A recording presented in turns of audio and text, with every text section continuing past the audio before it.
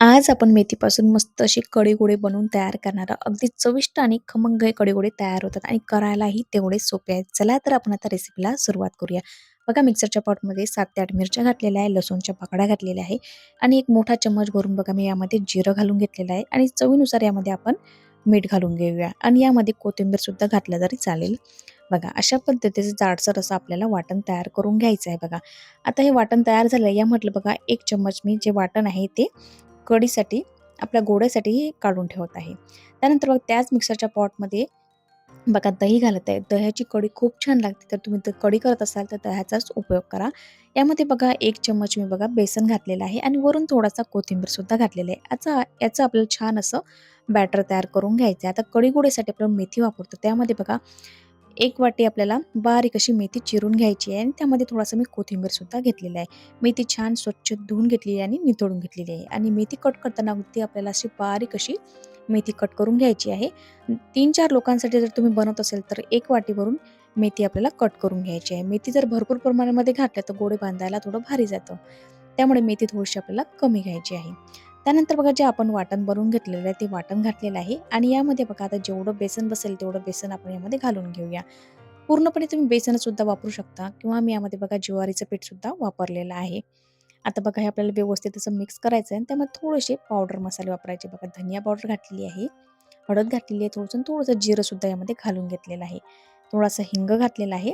सुरुवातीला बघा आता हे मिश्रण आहे हाताने आपल्याला मिक्स करून घ्यायचं आहे कारण की जे आपली मेथी आहे ना ती थोडी ओली आहे तर मग आपल्याला पाण्याचं प्रमाणसुद्धा व्यवस्थित कळतं. बघा असं व्यवस्थित मिक्स करून घ्यायचं आहे आपल्याला. यामध्ये अगदी थोडं-थोडं आपल्याला पाणी घालून यायचे आहे ना मस्त असे गोळे बनवून घ्यायचे आहे. बघा हळू-हळू मी यामध्ये थोडं-थोडं जे बेसन आहे जे होतं राहिलेलं ते सुद्धा यामध्ये वापरून घेतलेलं आहे. बघा.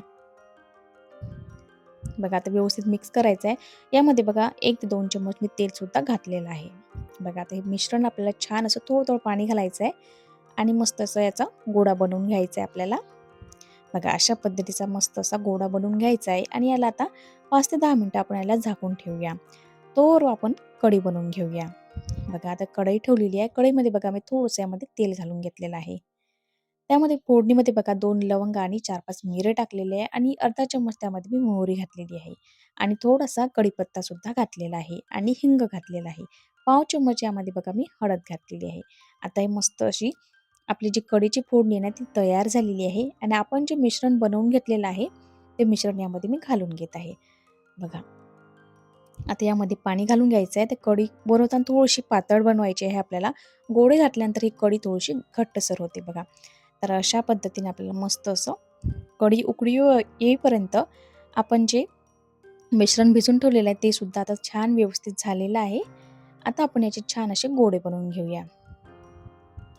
बघा मध्यम आकाराचे आपल्याला याचे छान असे गोळे बनवून घ्यायचे आहेत. बघा मध्यम आकाराचे असे मी याचे 7 ते 8 बघा असे गोळे बनवून घेतलेले आहेत.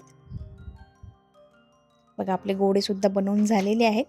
तोवर पाहूया मस्त बघा कढीला सुद्धा छान अशी उकळी आलेली आहे. आता हे जे गोळे आहे ना आपल्याला मस्त कढीवरती सोडायचे उकळीवरती सोडायचे आहेत. बघा असे दूर असे जे गोळे आहेत आपल्याला असे सोडून घ्यायचे आहेत. बघा आता संपूर्ण गोळे सोडून झाल्यानंतर आपल्याला 10 ते 15 सेकंदानंतर याला चम्मचने हात लावायचा आणि व्यवस्थित एक वेळा फिरून द्यायचा आहे. वरून थोडासा मी कोथिंबीर घातलेला आहे.